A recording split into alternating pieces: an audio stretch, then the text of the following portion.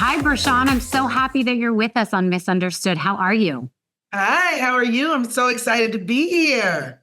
So I followed you for a long time on Instagram. I've loved your story. I loved watching you on the Housewives of New York. So I wanted everyone to be updated on your life and get to know you a little bit better, because I think probably you've popped in and out of people's lives in different scenarios. So I thought it'd be fun to talk to you as a whole and let people know who you were. Oh, thank you so much. You know, I love you too. So it's good to be here, and we're going to have some good, juicy topic. Yes, exactly. All right. So first, I guess how you came into a lot of people's lives, let's be honest, is when you were on the Housewives. So let's get that out there for a second. How did you even get cast on that?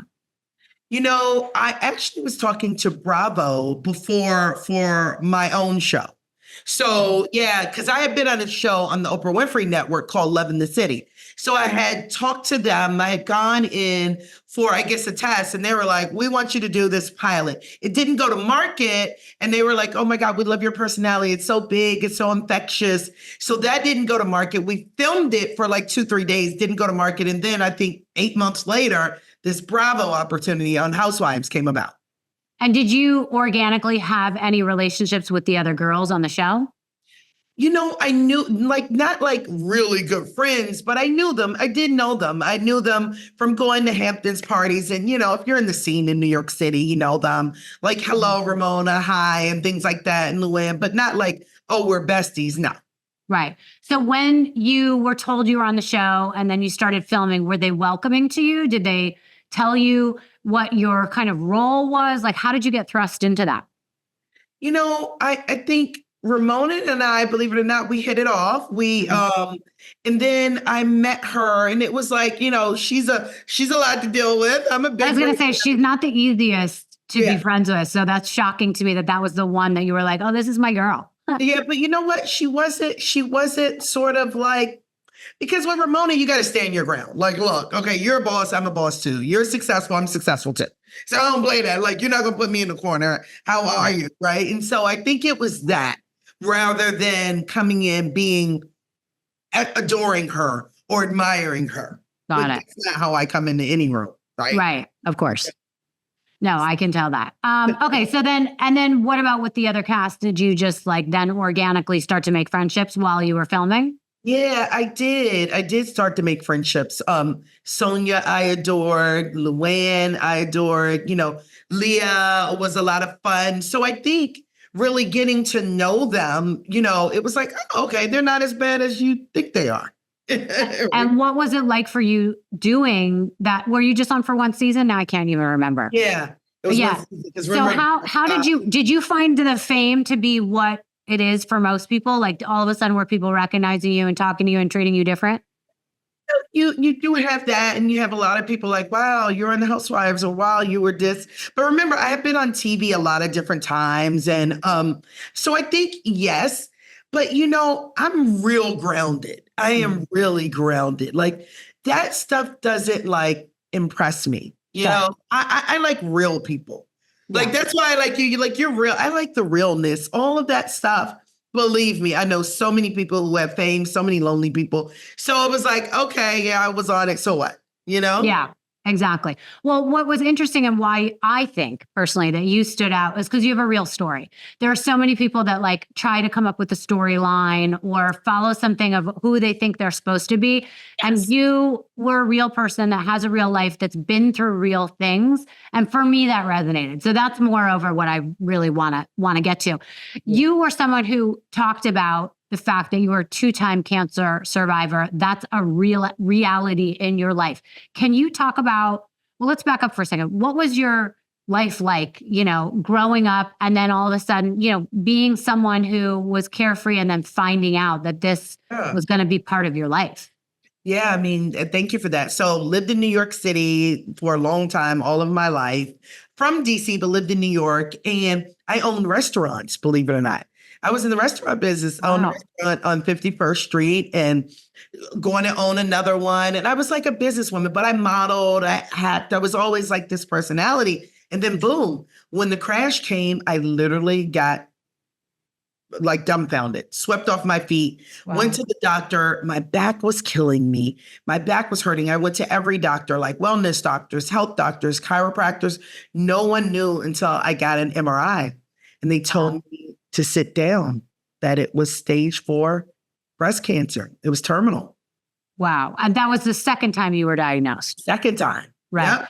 So you were diagnosed, what, a few years before, and it was stage 1? 2007, and then 2009. Yes. So the first time you were diagnosed, you did not choose to do chemo, correct?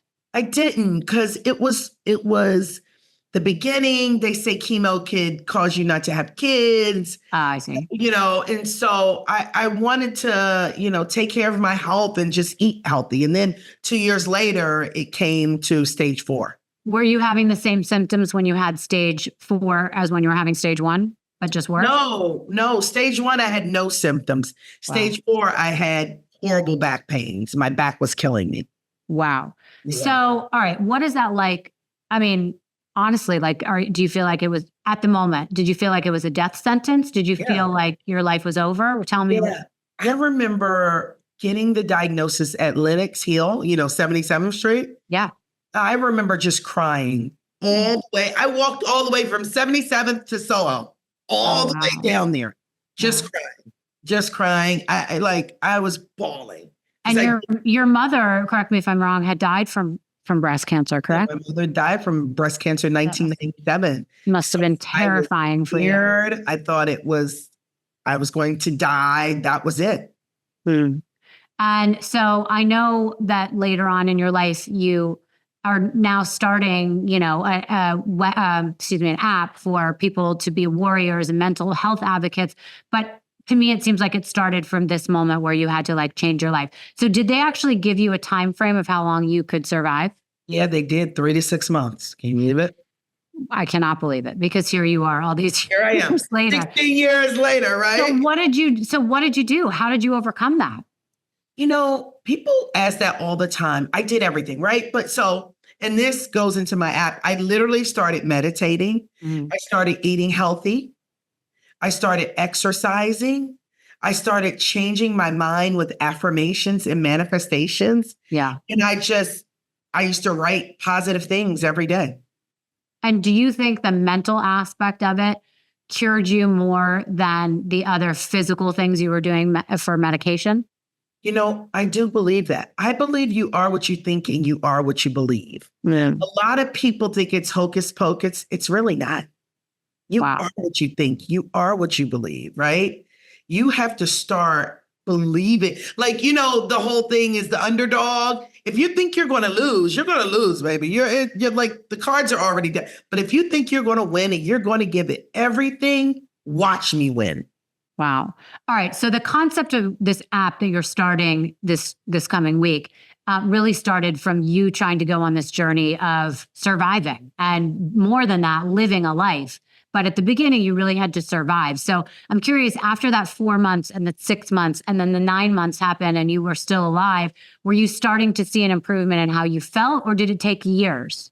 No, it's a good point. So I started saying like, okay, so 3 months, then it was 6 months, then it was a year. And I was like, okay, I'm feeling good. And I was like, all right, then it went to another 3 months. And I was like, God, if you keep me alive, I'm just going to change lives. I'm going to change. And then it was like 2 years.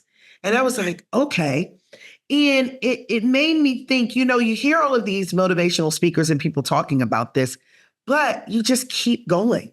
Don't think of the negative, keep going. And I think that's what I was doing. I was like, go ahead. No, I was just like, okay, 2 years turning to 2.5 years and a half and 3 years. And I was like, I'm not dying. But it's such an interesting concept, because I think if I were told that I had 3 to 6 months to live, I would feel like, I guess you don't know what you really would think unless it really happens to you, but I feel like I would be like packing it up, kind of like, okay, let me get my affairs in order. Let me say my goodbyes. Let me do exactly what they said, and this will play out the way it played out. But this is an interesting concept of saying, well, wait a minute, that might not be how this ends. I'm going to live, not just survive until I die. And that's like a different concept. So let's talk about You Are a Warrior. How did this come about? This came about while I was sick. Mm. There was really no positive place for you to go to. Because, honestly, Instagram is not healthy and positive, right? Facebook is just all of this junk. It's like crime. It's like all kind of stuff. There was no real space for people to go and just share and be vulnerable and really cry.